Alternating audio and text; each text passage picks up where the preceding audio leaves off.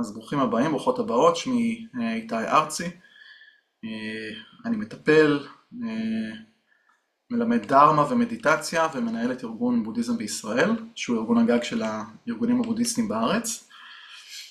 אז קודם כל אני רוצה להגיד גם למי שאני מכיר, גם למי שאני לא מכיר, תודה רבה שהגעתם, תודה שהצטרפתם למפגש היום. מפגש של שעה, סך הכל, עד 9:30, שנדבר בו על הקושי שלנו להכניס שינויים מיטיבים לחיים, ועל הכלים שנוכל למצוא בדרמה ובמדיטציה כדי לאפשר את השינויים האלה שלא מתאפשרים בשוטף. אז בואו נתחיל בשאלה פשוטה, למה אנחנו כאן? בפרסום המפגש, אם הגעתם דרך הפרסום, העליתי את השאלה, למה אנחנו לא מצליחים להכניס שינוי מיטיב לחיים שלנו? ואני לא מדבר רק על שינוי טרנזיינטי, שינוי זמני, אלא על שינוי קונסיסטנטי, שינוי על זמני, שינוי שמחזיק לאורך זמן. אנחנו נהנים למשל מלעשן סיגריה. זה כיף לעשן סיגריה, אבל אנחנו מבינים בהיגיון שלנו שלא רק שהעישון פוגע בבריאות שלנו, וזה יכול להיות בריאות בשיניים, בריאות, ביכולת שלנו לנשום טוב, אלא שהוא גם בא ממקור אובססיבי, שממש מאלץ אותנו לבנות את היום-יום שלנו בסביבו. אנחנו רוצים להפסיק את ההרגל הזה, אבל אנחנו נתקלים בקושי. אנחנו, במיוחד אני, עוד דוגמה, נהנים מאוכל, או מקינוחים, אם אנחנו נהיה מאוד ספציפיים כלפי עצמי, ואנחנו מבינים בהיגיון שאם אנחנו נאכל בצורה לא מאוזנת, זה ישפיע על הנראות שלנו, זה ישפיע על הבריאות שלנו, אז אנחנו רוצים לשנות את הרגלי האכילה שלנו. אבל שוב, אנחנו נתקלים בקושי. ועוד דוגמה, אנחנו מוצאים את עצמנו נדלקים או נדלקות ממש מהר בכעס, וצועקים על המשפחה שלנו, ועל חברים לעבודה, וחברים קרובים, אבל אנחנו מבינים בהיגיון, כשאנחנו חושבים על זה בהיגיון, שאיבדנו שליטה כשהדבר הזה קרה, כשאיבדנו את הטמפר שלנו וצעקנו, ושיש לזה מחירים למערכות היחסים שלנו. אבל כשאנחנו רוצים להפסיק עם זה, אנחנו רוצים לשנות את זה, אנחנו נתקלים שוב בקושי. אז שאלתם את עצמכם פעם, למה אנחנו נתקלים בקושי כשאנחנו מנסים להכניס שינוי? אבל יותר מזה, למה אנחנו בכלל מלכתחילה, יש לנו את ההרגלים האלה? למה אנחנו מעשנים? למה אנחנו אוכלים הרבה, או דברים לא נכונים? למה אנחנו ממהרים לכעוס, או ממהרים לצעוק? אז זה בדיוק הנושא שעומד בליבה של התורה של הבודה, הדהרמה. אפשר להגיד שהבודה היה בעצם הפסיכולוג הראשון, אבל הוא לא סתם היה הראשון, הוא היה הפסיכולוג האולטימטיבי. הוא הצליח בצורה שיטתית, תוך שימוש בכלים מדיטטיביים של ריכוז ובהירות, לפרק לגורמים את התודעה האנושית ואיך שהיא פועלת, את הפעילות של התודעה האנושית, ולהתוות בפני כל אחד ואחת מאיתנו את הדרך איך להיות המטפלים של עצמנו. זאת אומרת, זה הפסיכולוג האולטימטיבי שמלמד אותנו איך לטפל בעצמנו, ואיך לפרק הרגלים או התנהגויות שממש משפיעים בפועל על החיים שלנו. אז במרכז של התורה הבודהיסטית, אני חייב להסתייג, זה לשיטתי. בודהיזם הוא בסופו של דבר פרשנות של המורה שמלמד את אותו נושא. אז לשיטתי, במרכז של התורה הזאת עומדת תודעת כיבוי השריפות שלנו. ככה אני קורא לה, תודעת כיבוי שריפות. יש תרשים זרימה מאוד פשוט. התודעה שלנו פוגשת את העולם. ואז היא מעוותת את המפגש הזה לפי מה שמתאים לה. זה מדליק אצלנו אי נוחות. ואי הנוחות הזאת מציתה אש, וכשיש אש, שריפה, חייבים לכבות אותה. הכי קל לראות את זה עם מושא התמכרות. למשל, אני ממשיך את הדוגמה של סיגריות. אני מריח מישהו מעשן, או שעולה בי איזושהי מחשבה על עישון, התודעה שלי מעוותת את זה אני חייב לעשן, נמצאת בי איזושהי אי נוחות, כזה חוסר מנוחה כזה, אי הנוחות הזאת מדליקה אש, של אם אני לא אעשן עכשיו, אוי ואבוי מה שיקרה, ואם יש אש, אז יהיה גם עשן. אני מדליק סיגריה ומעשן.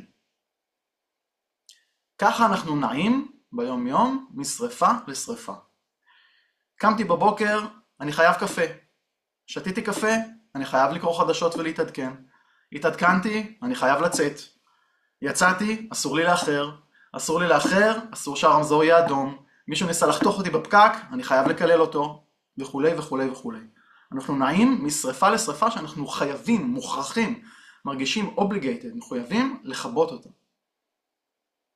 אנחנו עובדים, אנחנו בעצם נהיים עבדים לשריפות שבתודעה שלנו, במקום להיות אדונים של התודעה שלנו. אז הדרך שמצביע לנו עליה בודה, שהוא הפסיכולוג האולטימטיבי, תוקפת את התרחיש הזה בשתי נקודות עיקריות. אם אתם זוכרים את תרשים הזרימה שאמרתי לפני דקה, אז היא תוקפת בנקודה שבה התפיסה שלנו מעוותת את המציאות, תכף אני אכנס לזה, ובנקודה שבה אי הנחת, ה-restlessness הזה, הופכת לאש נדלקת ודורשת, מחייבת אותנו לכבות אותה, להתייחס אליה. בנקודה הראשונה, עיוות המציאות, אפשר לטפל בצורה שכלתנית. אפשר ללמוד, אפשר להבין, אפשר להפנים, אפשר לחוות את העיוות הזה באיזושהי צורה. בצורה שתאפשר לנו להתגבר על העיוות הזה של המציאות, ולהבין שמה שחשבנו שהוא המציאות, למשל, עברה חצי שעה ולכן אני חייבת עכשיו לעשן. או אסור לי לאחר ולכן הרמזור הזה חייב להיות ירוק. או אותי לא עוקפים, אני בן אדם שלא עוקפים אותו, אין מצב. אין מצב שיתייחסו אליי בזלזול, אין מצב שיתייחסו אליי בחוסר כבוד. אלה סיפורים שאנחנו מספרים לעצמנו, ולא המציאות עצמה, כפי שהיא. בנקודה השנייה, שאפשר... איתי, סליחה. כן. בבקשה, אפשר להפריע לי במהלך השיחה. כן, אין בעיה. יש מצגת שרואים כי אני לא רואה. לא, יש את אותי, אני המצגת. אוקיי. לא, כי דיברת על איזשהו תרשים, אמרתי אולי יש משהו שאתה מראה ואני לא רואה. תודה, סליחה. אז אני המצגת, אני אעשה קליק לסלייד הבא. נהדר. אז כל הדברים האלה שאנחנו שומעים בתודעה, הם בעצם סיפור, ולא המציאות עצמה, ותכף אני קצת אפרט על זה. אני אשמח, סורית, על ההפסקה, אני אשמח שוב הבנה לנקודה הראשונה, לעיוות. בטח. איך מתמודדים לפי התפיסה הבודהיסטית. אין דאגה, תכף, ממש תכף, אני נכנס גם לפירוט על העיוות, וגם בהמשך אני אדבר על מה אנחנו עושים עם העיוות הזה. בסדר נוי? מעולה. אז הנקודה השנייה שהבודה בעצם מתייחס אליה בתפיסתי בדרך הבודהיסטית שהוא מתווה בפנינו, היא ההידלקות של הנחת הזה, הרסלסס הזה, שפתאום ניצת והופך לאש, שאנחנו חייבים לכבות אותה, שריפה שאנחנו חייבים להתייחס אליה ולכבות אותה. ומה שזה אומר בדרמה, אפשר לטפל בנקודה הזאת בעזרת אימון של התודעה באי תגובתיות. עם כל מיני שיטות שונות של מדיטציה, אפשר ממש להתאמן בוויתור על הנפנוף הזה. אני אוהב להתייחס לזה כאילו יש גחלים בגריל, ואנחנו מנפנפים עליהם ומדליקים מהם את האש. אפשר לוותר על הנפנוף שלנו על הגחלים הפנימיות שלנו, ובעצם ככה לא לאפשר לאש מלכתחילה להידלק. זאת כבר לא שריפה ואנחנו לא חייבים לכבות אותה. אז אנחנו ניגע בקצרה עכשיו יותר לעומק בשתי הנקודות האלו, וגם בהמשך אנחנו נתרגל מדיטציה. אני מזכיר, אנחנו במפגש קצר, אז יהיה לנו זמן מוגבל לדברים. בואו ניכנס קודם כל לנקודה הראשונה. עיוות המציאות. למה הכוונה בעיוות של המציאות? אז הדהרמה, הדרך שהתווה הבודה, וגם אגב, מסורות חוכמה אחרות כמו יהדות ועוד כל מיני מסורות חוכמה אחרות, הבודה לא פסל מסורות חוכמה אחרות, הוא בעצם גרס שהדרך שהוא מתווה היא הדרך האופטימלית. הוא אומר, יש הרבה מסורות חוכמה בעולם, שאלו אותו, למה שנלך דווקא בדרך שלך? זאת אומרת, שמעו, יש מלא דרכים, אתם יכולים לקחת איזה דרך שאתם רוצים. אני חושב שהדרך שאני מתווה, יש בה בדיוק את מה שצריך. חלק מהדרכים האחרות יש יותר מדי, חלק מהדרכים האחרות יש פחות מדי, לדעתי זה האופטימלי. אז הדהרמה מציינת בעצם בנושא הזה, בנקודה של העיוות של המציאות, 3 זיהומים, עיוותים, שורשים מרים, או במושג הדהרמי קלשות, שאנחנו חווים דרכם את המציאות. אוקיי? זאת אומרת, אנחנו לא חווים את המציאות כפי שהיא, אנחנו חווים אותה דרך אותם זיהומים. הזיהומים האלה, קלשות, הם אנרגיות דינמיות פנימיות שמגיבות לכל מה שאנחנו חווים. הזיהום, הפילטר, המעוות הראשון, מתוך 3, הוא השתוקקות. בא לי, תביא לי, אני רוצה עוד מזה, עוד ממה שפגשתי.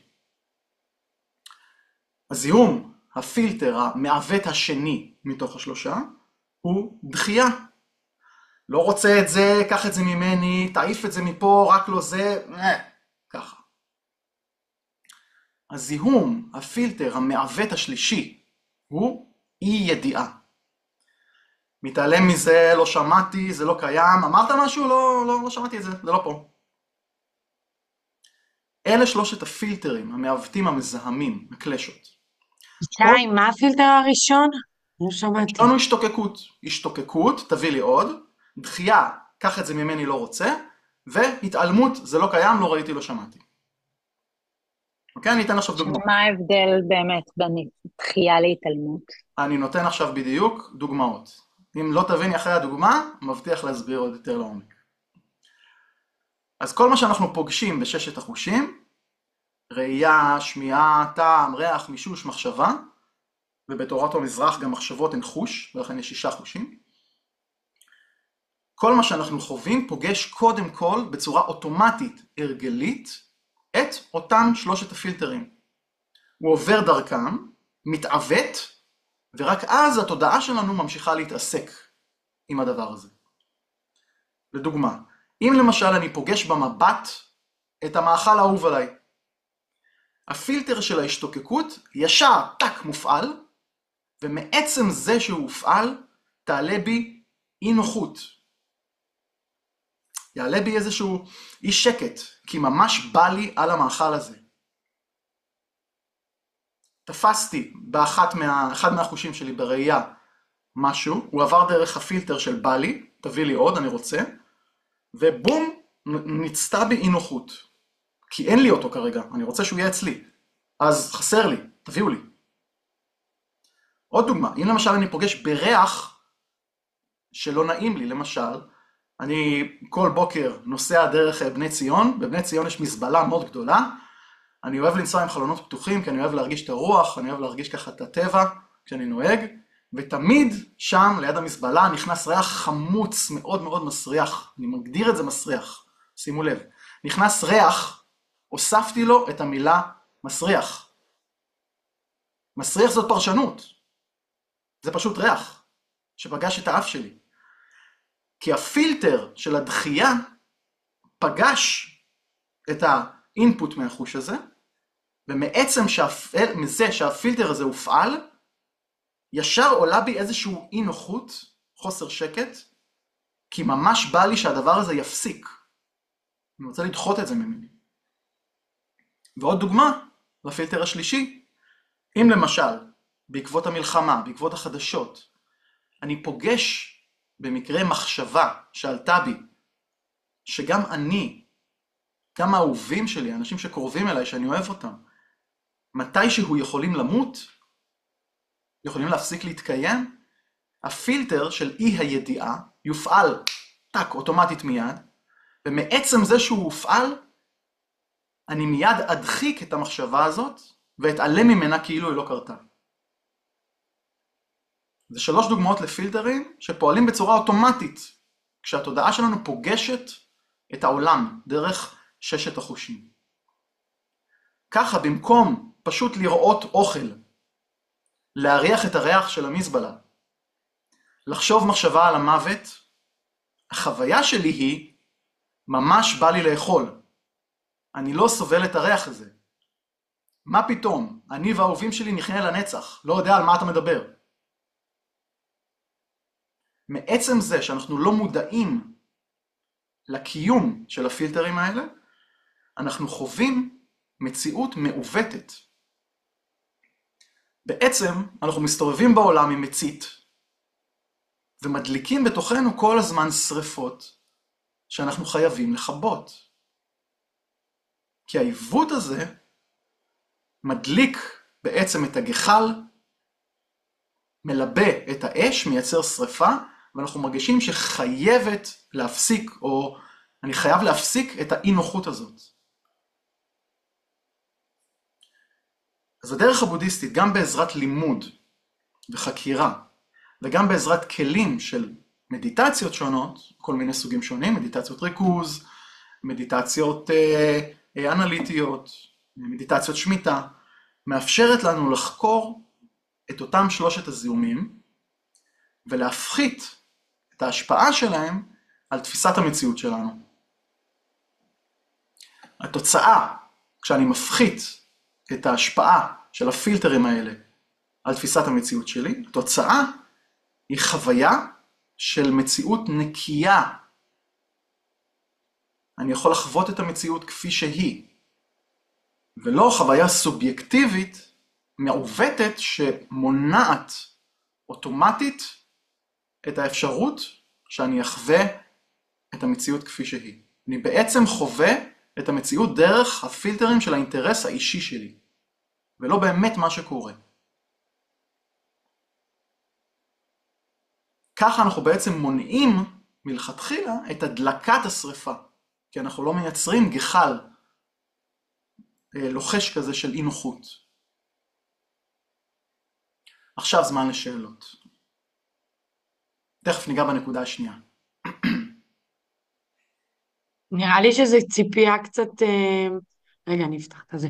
ציפייה קצת גדולה לא לחוות את העולם באופן סובייקטיבי, כאילו, זה מייתר דברים אחרים אולי.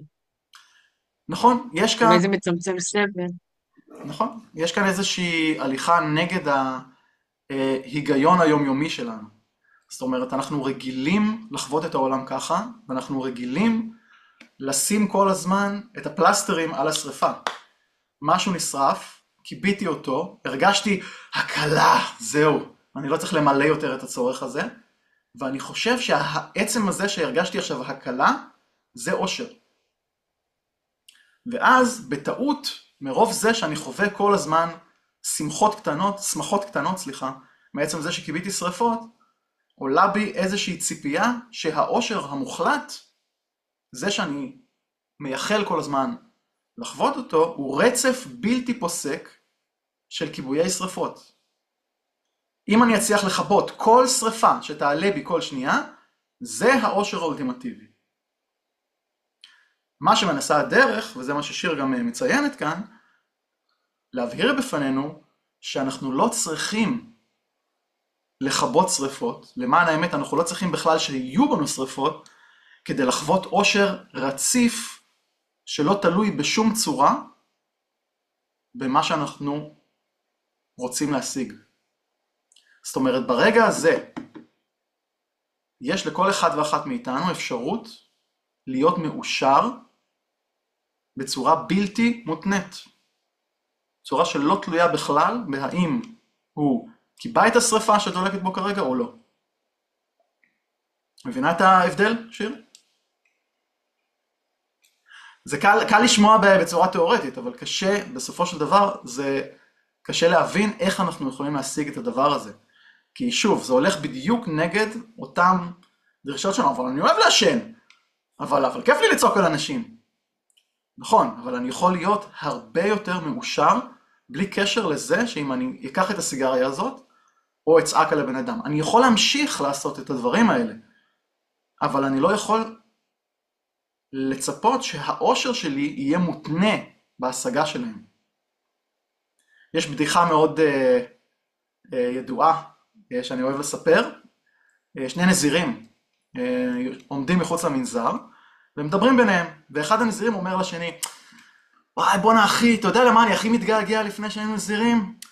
וואי לעשן, יואו זה היה כזה כיף. השני אומר לו, כן יואו איזה כיף היה לעשן. ואז הנזיר הראשון אומר לו, אבל תקשיב, למה שלא ניגש רגע לאב המנזר, ונשאל אותו אם מותר לעשן? מה הבעיה? מקסימום יגיד לנו לא, מה אכפת לך? הוא אומר, יאללה, אתה יודע מה, לך, תשאל.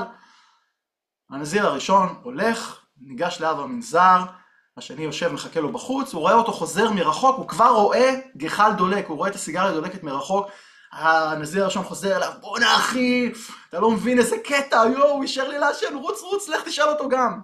הנזיר השני אומר, יש, רץ אליו ככה, רץ לאב המנזר, הנזיר הראשון יושב מעשן, פתאום הוא רואה אותו חוזר מרחוק, מחזיק ככה את הלחי, ועושה, יואו, הנזיר הראשון אומר לו, מה קרה? מה שאלת אותו? אז הנזיר השני אומר לו, שאלתי אותו אם מותר לי לעשן בזמן המדיטציה, מה אתה שאלת אותו? אז הנזיר הראשון אומר לו, אני שאלתי אם מותר לעשות מדיטציה בזמן שאני מעשן. אז ההבדל בין שניהם הוא שמה שאנחנו בוחרים לעשות, כשאנחנו אדונים לתודעה שלנו, ותכף נדבר על זה, אנחנו עושים את המעשים ואת הפעולות שאנחנו בוחרים לעשות מתוך בחירה ומתוך החלטה, מודעת ולוגית, ולא מתוך הכרח. מתוך החלטה ולא מתוך הכרח. על זה אני בעצם מדבר. אז אין בעיה לעשן כל עוד אני מודע לכל מה שזה עושה, ואני בוחר לעשות את זה כי בחרתי ולא כי אני חייב. עוד שאלות לפני שאני ממשיך לנקודה השנייה?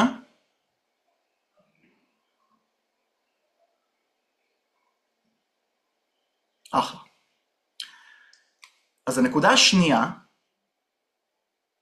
היא הימנעות מנפנוף על הגחל, על הגחלים, של אי הנחת הזאת, חוסר השקט שיש בתוכנו, והדלקה של השריפה שאנחנו חייבים לכבות.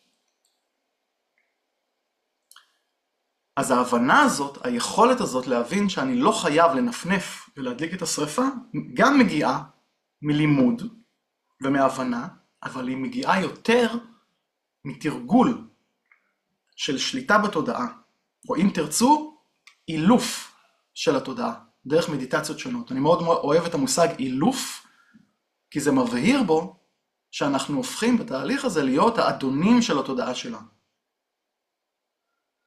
אז אנחנו מתרגלים מדיטציות מסוגים שונים, כדי ללמוד איך לאלף את התודעה, לא להשתולל. שנטידבה היה נזיר במאה ה-18, שכתב את החיבור המכונן של דרך הבודיסטווה, מדריך לדרך הבודיסטווה, התייחס לתודעה כמו פיל משתולל. תחשבו על זה רגע, מה זה פיל שמשתולל? זה לא סוס שמשתולל, וזה לא עז שמשתוללת, זה יצור ענק שפשוט מתחרפן לגמרי. לך תעצור פיל, ותראו איזה נזק ההשתוללות של הפיל יכול לגרום. אז התודעה היא כמו פיל שפשוט הוא פיל, אבל משהו הדליק אותו, הוא בהתחלה חש אי נוחות, ומשהו תדלק את אי הנוחות הזאת, ואז הוא התחיל להשתולל, וברגע שהוא משתולל, אי אפשר כבר לעצור אותו. המעבר הזה מאי נוחות, או בא לי, או לא בא לי, לשריפה של אני חייב, אין מצב שאני לא עושה את זה כרגע, מושווה הרבה פעמים להליכה על קצה של מדרון. אני אוהב מאוד לטייל במדבר, אני הולך לפעמים גם לקצוות של צוק, או על מדרונים מאוד מאוד תלולים, ותחשבו שאתם הולכים על קצה של מדרון, וכל סטייה בטעות לאחד הצדדים, ימינה או שמאלה, גורמת לכם להחליק וליפול במורד המדרון. אם כבר החלקנו, ואנחנו מתחילים להתגלגל במדרון, אנחנו לא יכולים לעצור. כוח המשיכה כבר מושך אותנו, אנחנו כבר לא בשליטה, גמרנו, נפלנו. זה כמו הפיל שעכשיו הוא משתולל, לכו תעצרו אותו. אבל אם נלמד איך להיות בתשומת לב מתמדת, בכל רגע ורגע, אם תרצו מיינדפולנס, למי שמכיר את המושג, או קשיבות, נוכל לשים לב ממש טוב איפה אנחנו מניחים את הרגל בצעד הבא ובצעד הבא. ואנחנו נימנע מלכתחילה מההחלקה, מהסטייה, מהנטייה לכיוון המדרון ואיבוד שיווי המשקל וההתגלגלות אליו. זה בעצם אחד מהפירות החשובים מאוד של מדיטציה. גיבוש של מיומנות של תשומת לב למצב של התודעה שלי. שוב, גיבוש של מיומנות, של יכולת להיות בתשומת לב למצב התודעה שלי. והאפשרות לבחור בכל רגע ורגע מה תהיה התגובה שלי. לא מתוך זה שנפלתי למדרון ואני חייב, אלא מתוך זה שאני בוחר איפה לשים את הרגל בצעד הבא. אם מישהו חותך אותי במחלף, עוד פעם, באותו דרך לעבודה בבוקר, אני פונה תמיד במחלף ימינה, ויש תור, יש ככה פקק גדול, ואנשים באים וחותכים בתחילת המחלף. מה שקורה לי כשאני לא בתשומת לב, זה שאני מתעצבן, עולה בי אי נחת, זה מייצר אצלי עצבנות, העצבנות גורמת לי לפעולה של כעס ולקלל. דרך כלל זה כללה עסיסית, לא אגיד אותה פה. אבל אם אני מצליח לראות בזמן אמת את הפילטר של הדחייה, מישהו נכנס עכשיו, זה נגע בפילטר של הלא בא לי, לא רוצה, הדליק אותו, ואז זה יצר אי נחת, חוסר שקט בתוכי, ועכשיו החוסר שקט הזה, יש לו עכשיו פוטנציאל להידלק. לצורך העניין זה כמו שאני הולך על הקצה של הצוק, ואני מתחיל לנטות, אני נוטה לכיוון של התהום. אני מרגיש שיש פוטנציאל שאני אפול. יש לי ברגע הזה אפשרות, אם אני נמצא בתשומת לב, לשחרר את השריר הזה של התגובה, לחבות, לעזוב את הכפתור של המצית, שהיא כבר לא תדלוק, ולא להדליק את הזרדים, את האש של רגש חזק, של כעס, של אלימות, של שנאה, שיוביל אותי, בלי שאני בוחר, ויאלץ אותי ממש, לצעוק ולקלל. שנתידבה, אותו שנתידבה שדיבר על הפיל, ממש באיזשהו בית שיר שם בספר, מתייחס לקלשות, לשלושת השורשים האלה, כמו כאילו זה כישוף. הוא אומר, מה זה הכישוף הזה שיש להם על התודעה שלי? כל דבר שהתודעה שלי פוגשת בעולם, שהחושים שלי פוגשים, ישר מדליקים בי איזה בא לי או לא בא לי, או להתעלם מזה. אני לא מצליח לעמוד מול זה. מה זה הדבר הזה? מי מחשב פה? אני מחשב את עצמי. מה אפשר לעשות מזה? עם הדבר הזה, הוא שואל. אם אני אצליח להיות בתשומת לב, כן, צמר. רגע, את במיוט. היי, איפה נכנסות פה התשוקות הטובות? משיכה, אהבה, הרצון לרקוד, לשמוח, לא להיות בשליטה, להיסחף, לאקסטזה, או... זאת אומרת, איפה זה פה בשליטה הזו? האם זה גם פילטר לא טוב, או... שאלה שתמיד עולה, והיא מאוד מאוד מאוד חשובה, כי אנחנו נוטים להתבלבל, שאילוף של התודעה זה הפיכה לרובוט. חסר רגשות, חסר השתוקקויות, חסר מטרות. לא, אני פשוט אהיה ככה, ואני אפגוש את המציאות, ואני אגיב בצורה לוגית. לא, זה ממש לא הרעיון. הרעיון הוא לפגוש את המציאות בצורה שלא תאלץ אותי לפעול מתוך הכרח. אם אני רואה בחורה מושכת ברחוב, אם אני לא אשלוט בעצמי, ואני לא יבין שלא כל פעולה פה מקובלת, אני אפעל בצורה שיכולה לפגוע בה, ויכולה לפגוע בי. כי אני לא אגביל את עצמי, אני לא אראה שאני מופעל ולא פועל. אבל אם אני אחווה משיכה, שזה משהו שאני לא שולט בו, שוב, הפילטר פועל בצורה אוטומטית. אם אני אחווה משיכה ואני ארגיש את ההידלקות הזאת של הגחל, ואני אשים לב לא לייצר מזה שריפה שתעבר אותי למחשבה הגיונית, אם אני אצליח לשים לזה לב, אני אוכל לפעול בצורה הגיונית. ולהגיד, וואו, איזו בחורה, אולי אני אפנה עליה, רגע, היא בכלל עם מישהו, יכול להיות שהיא בזוגיות, ואולי זה לא רלוונטי. זאת אומרת, אני אוכל לפעול בצורה לוגית, בצורה הגיונית, בצורה שקולה, מתוך בחירה, ולא מתוך הכרח. ככה שאנחנו... אבל זה כבר הופך לשיפוטיות אישית, סוג של... תמיד יש שיפוטיות אישית, תמיד יש טעויות, אנחנו עושים כמיטב יכולתנו. כל אחד מאיתנו פה, לדעתי, לא מתכננת להיות נזירים. אנחנו כולנו חיים בתוך העולם המערבי, אנחנו לא מתכננים כאן לוותר על כל ההנאות החושיות וכו'. אנחנו רוצים לעשות כמיטב יכולתנו, לכך שאנחנו נוכל להיות האדונים של התודעה שלנו, שהיא לא תהיה האדון שלנו. זה הכל. זה מה שאנחנו מכוונים. אבל כל הזמן אנחנו לא מצליחים. הרבה פעמים אנחנו מפספסים. אני היום, הרגע, לפני 5 דקות, אמרתי ריח מסריח. הנה, נפלתי בלשוני. נפלתי לאותו מדרון שמגדיר את הריח כמסריח. לא בא לי אותו, לך מפה, דחפתי אותו.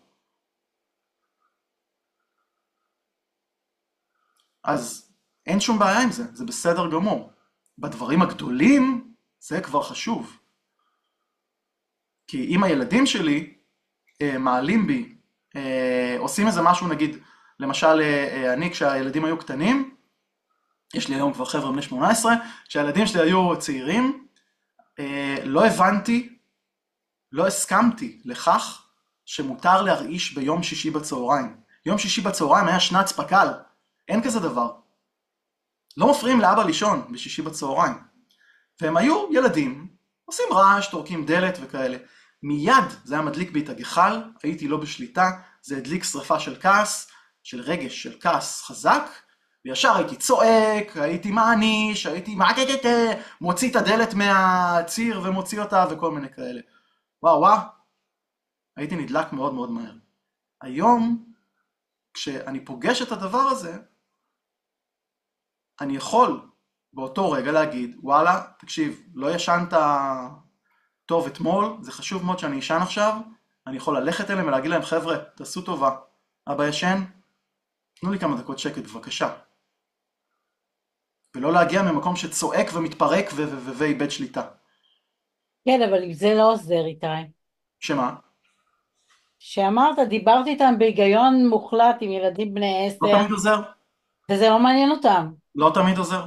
לא תמיד עוזר, נכון? אבל יש לי אפשרות ברגע הזה להמשיך לבחור אם אני בתשומת לב. האם אני אומר להם בצורה אסרטיבית, חבר'ה, זה לא מעניין אותי. אתם תפסיקו עכשיו או ש. ולא ממקום מופעל שאומר, ויורק עליהם וצועק ואת כל הכעס שלי. שופך עליהם את הלאגר. אוקיי? אז אני אחזור רגע לדוגמה של הפקק. אם מישהו חותך אותי במחלף, ואני ממש רואה בזמן אמת את הפילטר של הדחייה מופעל, ואת אי הנחת שעולה מתוך הדבר הזה, יש לי אפשרות לשחרר את השריר. שימו לב, אני לא אומר לעצור, אני אומר לשחרר את השריר של התגובה. אוקיי? לשחרר שריר זה להפסיק לפעול. זה לא לפעול. ואז אני בעצם עוזב את האצבע מהכפתור של המצית, ולא מדליק את האש של הכעס והשנאה. ולא מקלל. במקרה הזה אני יכול לפגוש את המציאות כמו שהיא, ואני יכול להחליט מה נכון ואיך נכון להגיב למיטב שיקול דעתי. שוב, באמת הייתה הערה במקום. למיטב הבנתי, איך נכון להגיב בסיטואציה הזאת. אחת מהתגובות היא למשל, בבקשה, שיהיה לך יום טוב, לאפשר לבן אדם לחתוך ולהיכנס בפקק. אבל, ואחת מהאפשרויות היא לא לתת לו, ולהגיד לא, אני לא מוכן שיחתכו וייכנסו. תחכה בתור כמו בן אדם. אבל אני לא עושה את זה מתוך כעס ושנאה, בלי בחירה, כי זה מה שמפעיל אותי, אלא מתוך בחירה מודעת שזה מה שאני רוצה כרגע לעשות.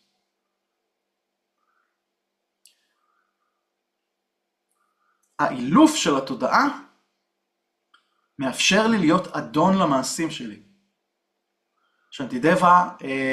אותו שנטידבה משווה את זה לקשור את הפיל עם חבל. במקום להיות מופעל בצורה אוטומטית, שבדרך כלל מייצרת סבל אצלי ואצל אחרים, כאילו אני קשור בחבל, אני מרגיש הגעתי לקצה, וזה מושך אותי חזרה, הגעתי לקצה של החבל, מושך אותי חזרה. זאת אומרת, אני יודע לגדר מסביבי את הגבולות של תגובה הגיונית. ואני שם לב, נדלקת לי נורא כשעברתי את הגבול הזה, כשאני נוטה לכיוון של אותו מדרון, שבו, זהו, נגמרה לי הבחירה, אני כבר מתגלגל בו. עוד שאלות לגבי הנקודה השנייה הזאת?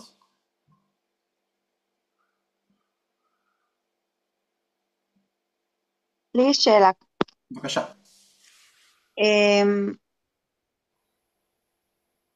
אתה מדבר על תחושת האי נוחות הזאת, שבדרך כלל מה שמגיע אחריה זה רגש, ואז מה שמגיע אחריו זו תגובה, או התנהגות, או משהו כזה. ואני חושבת שתגובה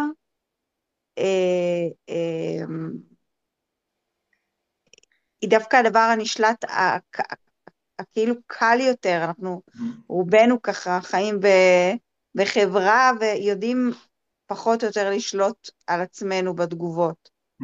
ואני חושבת שהמעבר הזה של הרגש זה באמת האתגר הכי גדול שלנו, כי אני חושבת שהחמוץ הזה והקושי מגיע, שהרגש מגיע, כאילו דווקא לקלל איזה כללה, זה מרגיש לי אפילו כמו שחרור קצת מהרגש הנורא הזה. נכון, זה כיבוי של השרפה. את מרגישה כן. אז אני לא עד הסוף מבינה איך משהים את התגובה הזאת של הרגש, שהוא כמעט אינסטינקטיבי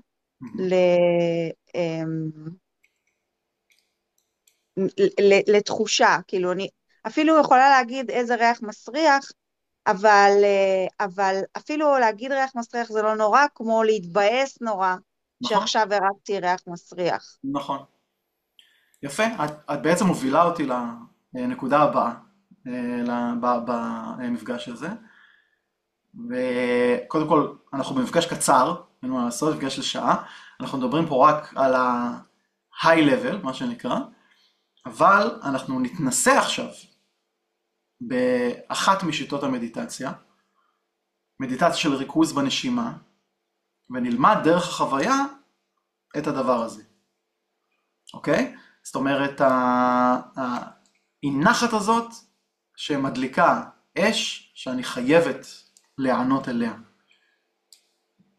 ואגב, דיברת על פעולה, על תגובה לאש הזאת, פעולה בבודהיזם מוגדרת גם בגוף, דחפתי, הלכתי, עשיתי, בדיבור אמרתי מילים, הוצאתי מילים, וגם במחשבה. זאת אומרת, אם נחזור לאותה דוגמה של ראיתי בחורה מושכת ברחוב, גם התגובה של המחשבה בשריפה כלפי הדבר הזה, היא גם כן נחשבת חוויה של העולם דרך אותם זיהומים, הקלשות, ופעולה שאני לא יכול לשלוט עליה. ומכאן מגיעה גם כל מיני התמכרויות לפורנו, ואי אפשרות לחשוב בצורה בהירה כשיש מישהו או מישהו מושך לפניכם. אוקיי? אז גם המחשבה היא פעולה. אז נעבור רגע לחוויה.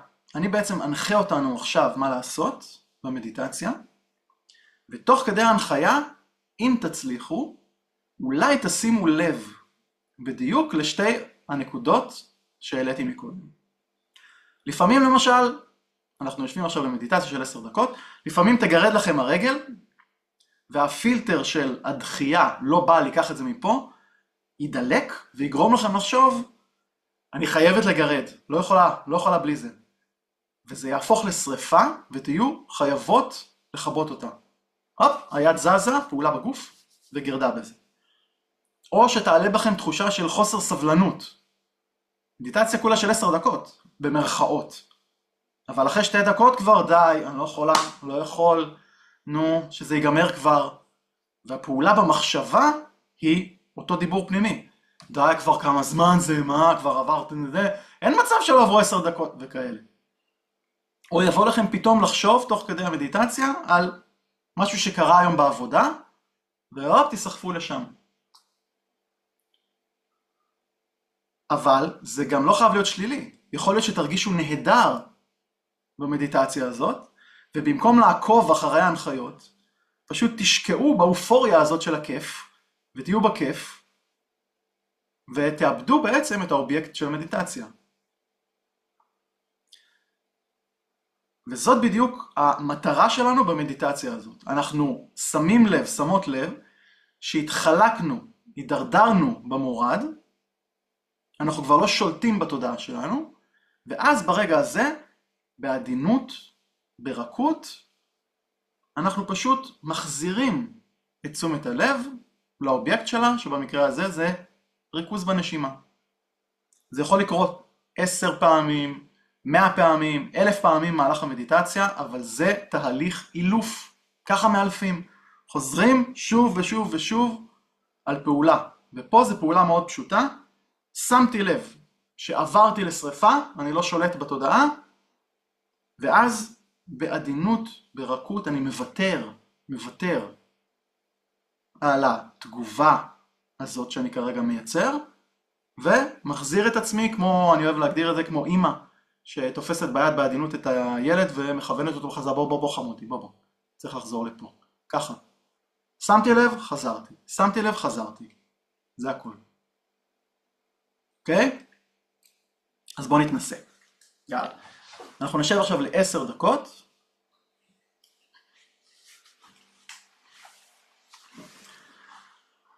לא צריך לשבת או לשכב בצורה מיוחדת, מוזמנים לשבת בדיוק איך שאתם. אני נוטה בדרך כלל, כדי שלא יפריעו לי דברים, למצוא תנוחה שהיא נוחה לישיבה, או לשכיבה, זה גם בסדר, ואני לא צריך להתאמץ כדי להחזיק אותה.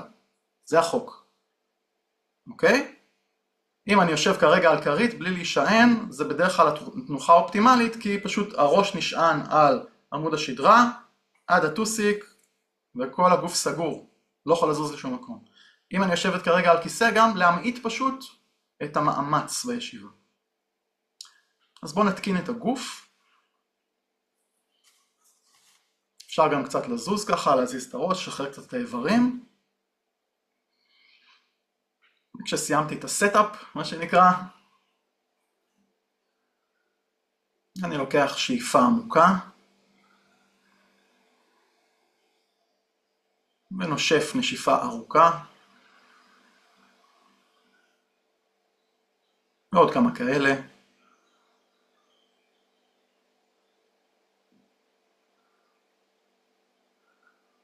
אני מזמין את הגוף להשתקע, להכות שורש,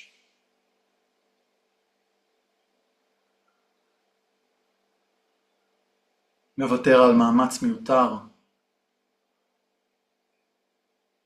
ברגליים, בגב, כתפיים.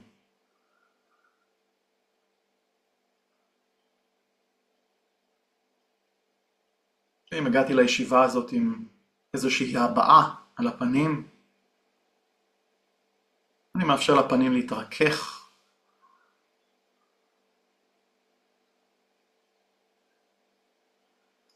זה גם הזמן להזמין קצת הודיה, שמחה, על ההזדמנות שיש לי כרגע לשבת ל10 דקות עם עצמי, בשביל עצמי.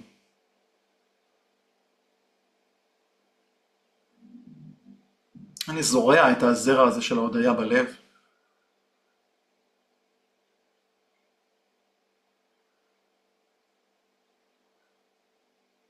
וכמו שוויתרתי על מאמץ מיותר בשרירים של הגוף, ככה אני מוותר על מאמץ מיותר גם בשריר של התודעה.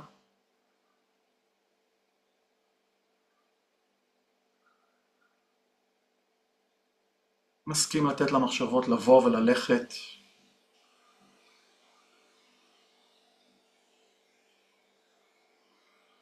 אני בוחר פשוט לשבת בצד, להתבונן. כאילו אני מתבונן על עננים ששטים בשמיים.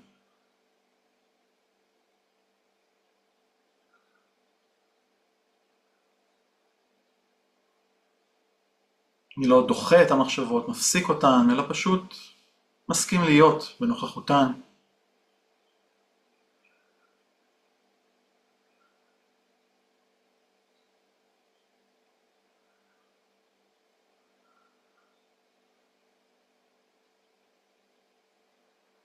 ומי ששחררתי מאמץ מיותר בשרירים של הגוף, ומאמץ מיותר בשריר של התודעה,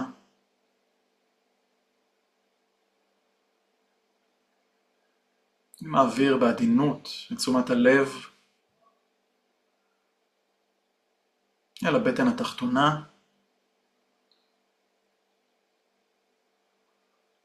ואני מתבונן, חוקר, סקרנות, איך הנשימה מתבטאת שם.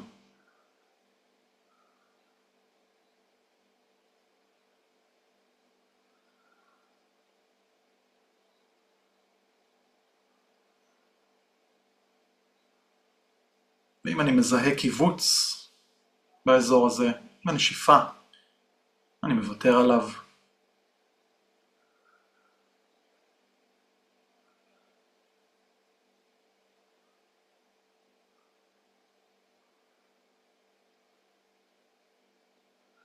ואני מעביר את תשומת הלב אל אזור הטבור,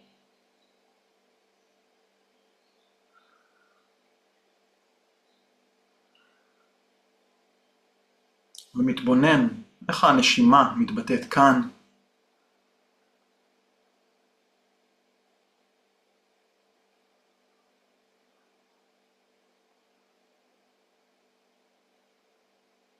ואם אני מזהה מאמץ מיותר בנשיפה, אני מוותר עליו.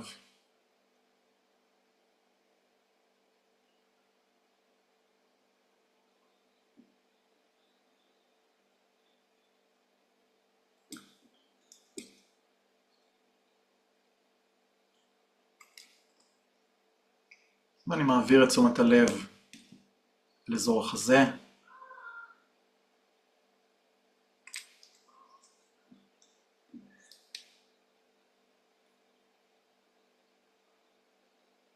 מתבונן שם על הביטוי של הנשימה.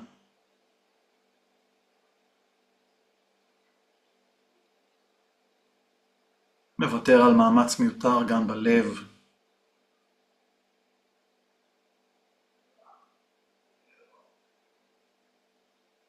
מזמין את אותו זרע של הודיה, של שמחה, להנץ.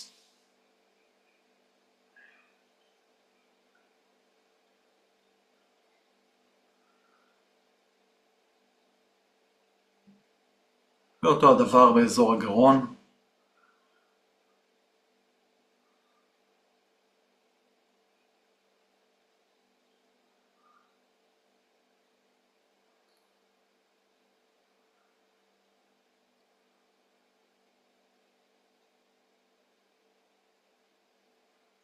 ואני ממקד את תשומת הלב עכשיו בקצה של האף.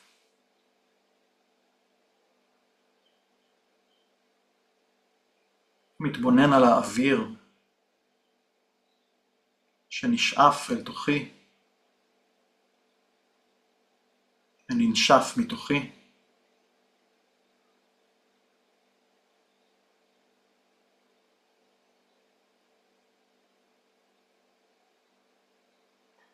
כמו שאני מתבונן על גלים שלוחכים את החוף,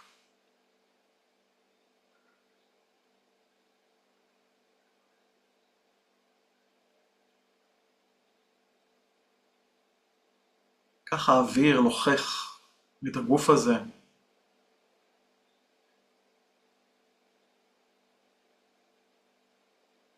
בריקוד שלא נגמר.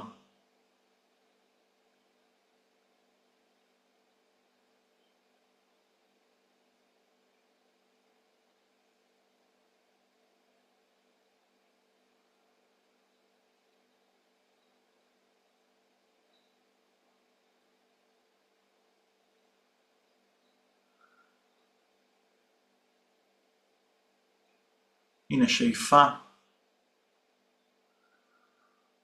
הנה נשיפה.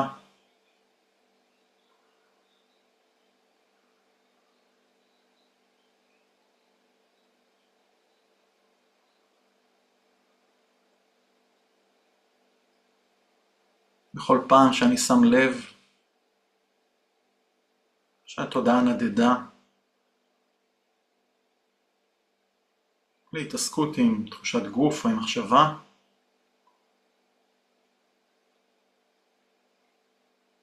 בעדינות, ברכות, אני מוותר על זה ומחזיר באהבה את תשומת הלב אל הנשימה.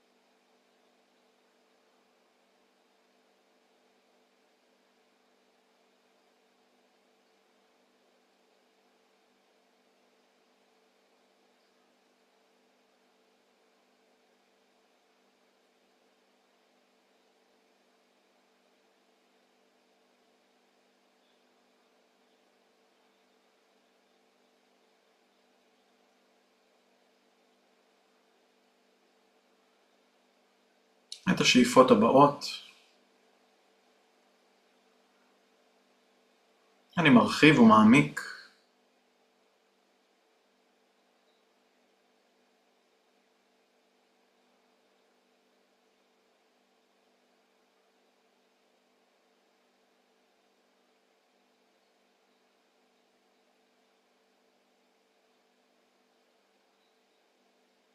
מאפשר לתודעה להיפתח, לפגוש את העולם שסביבי.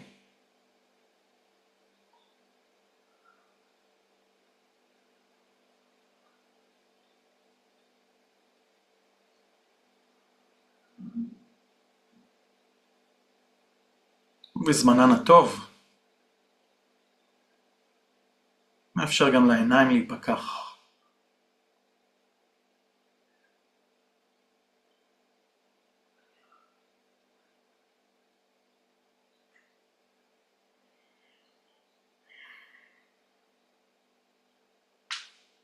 תודה.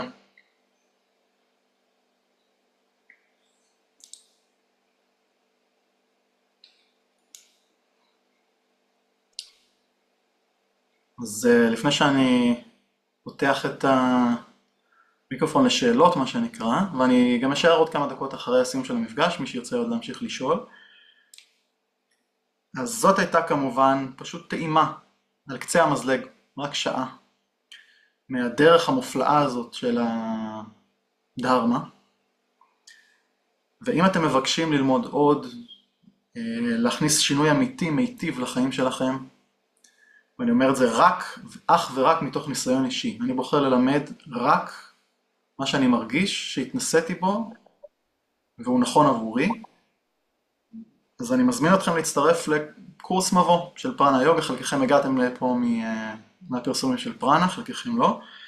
אז ב8 לנובמבר ייפתח קורס בפרנה יוגה, בגבעתיים, קורס פנים אל פנים, אחת לשבועיים, 12-2, וחוץ מזה מפגשים שבועים של מדיטציה ושיחות אישיות איתי, בעצם קורס שמתחיל את הדרך הבודהיסטית, ככה אם תרצו לטעום מזה קצת יותר לעומק.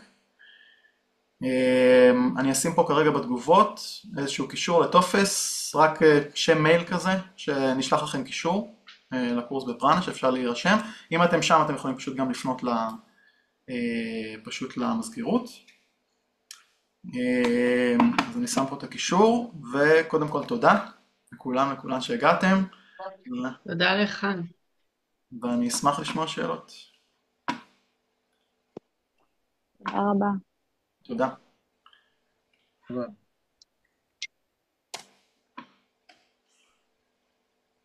אז שאלות שעלו לכם או חוויות מתוך המדיטציה, מוזמנים לחלוק ולשאול.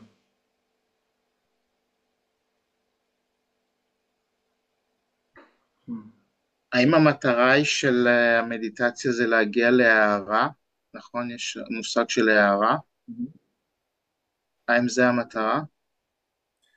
אז המטרה, בעצם האידיאל הזה של הערה, הוא בסופו של דבר המימוש האולטימטיבי של הכלים שדיברתי עליהם פה.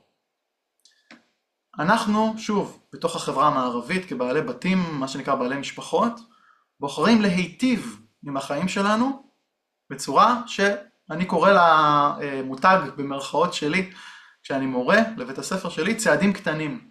לקחת צעדים קטנים לכיוון האושר. צעדים קטנים לכיוון מימוש של דרך חיים היטיבה יותר. אני אישית, אין לי את האידיאל הזה של להגיע להערה, אני לא חולם על זה אפילו, אולי בעוד 10,000 גלגולים קדימה. אני פשוט מתכוונן לכיוון, זה כמו להגיד, התחלתי ללכת על שביל ישראל. לא יודע מתי אני אגיע ולאן אני אגיע, אבל אני הולך על השביל. אני מוותר על להגיע לאילת, או להגיע לצפון בכלל, אני מוותר כרגע, להגיע לאילת. אז מבחינתי ההתעוררות היא כיוון, היא רק כיוון. היא לא אידיאל שאני צריך להשיג אותו. אוקיי, תודה. שמחה.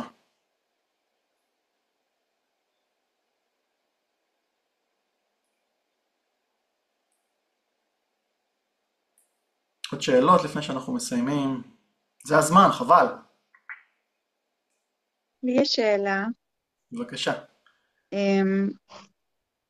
אולי זה קצת יותר מדי כזה מין פרסונלי, אבל אני מרגישה שיש משהו, אני במשך כבר הרבה שנים עושה מדיטציה וחוזרת ובאה והולכת ובאה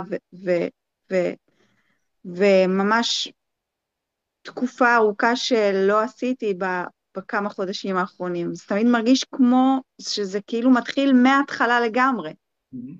וזה פשוט בלתי נסבל. שאין בזה אופניים, שזה לא אופניים בשום צורה. כאילו, עושים 10 דקות וישר כואב הגב, ומיליון מחשבות, ותחושה בלתי נסבלת של קצוצים ועצבים, וכאילו, וזה פשוט מטורף שזה לא ממשיך, כאילו אין לזה שום... המשכיות אחרי הגאפ הזה, כן. כן. את נוגעת בנקודה חשובה, אנחנו יצורים הרגליים, מה נעשה? מה שאנחנו נותנים לו יותר, מאירים עליו יותר עם הפנס, יותר יתבטא. אם אנחנו בוחרים להאיר עם הפנס על תשומת לב ופעולה ממקום שקול, זה מה שיתבטא יותר בקלות בהמשך. אם אנחנו מאירים יותר על הרגלים אוטומטיים, כניעה לשריפות וכיבוי שריפות, זה מה שאוטומטית יגדל ויצמח, בדיוק כמו אותו זרע של הודיה ושמחה שהצעתי לזרוע בלב. שאם אנחנו נעיר עליו ונשקה אותו, הוא פשוט יגדל. לא נשקה אותו, הוא מנבל. אבל חשוב לזכור שמה שאני קורא לזה צעדים קטנים, למה אני קורא לזה צעדים קטנים? כי אני מבחינתי, כשאני הולך על הדרך, אני לא עומד. גם הבודה מתייחס לזה, שואלים אותו, איך חצית את השיטפון הזה של הרגשות וההצפות האלה? אז הוא אומר, לא נעמדתי במקום, ולא דחפתי. אם אני עומד ולא זז, אני שוקע. אם אני דוחף יותר מדי חזק, אני נסחף בשיטפון. אז עשיתי באמצע, זו דרך האמצע של הבודה. ולכן הרעיון הוא, אפילו אם זה בצעדים קטנים, לא לשבת חצי שעה, שעה לשבוע. מספיק אם את אומרת, מה שאני יכולה כרגע זה 5 דקות, זה מה שאני יכולה. אז יושבת 5 דקות. מה שאני יכולה כרגע זה כשאני יוצרת עם האוטו, לשבת לדקה לפני שאני יוצאת מהאוטו. זה מה שיש, אבל זה צעד, זה עוד צעד. אז הרעיון זה פשוט להתמיד, זה לא משנה באיזה מהירות ובכמה את דוחפת, אבל להתמיד, להתמיד, להתמיד, גם אם זה בקטנה. תודה רבה. תודה. אז זמננו תם. שמחתי מאוד לראות גם פרצופים מוכרים, גם מהשבתות, קבלות שבת בפרנה וגם חברים טובים שהצטרפו. אהבה לכולם ומוזמנים לעוד מפגשים. המון תודה. תודה רבה. תודה רבה. תודה. ביי, תודה. לילה טוב. לילה טוב. תודה רבה. טוב. לילה טוב. לילה טוב.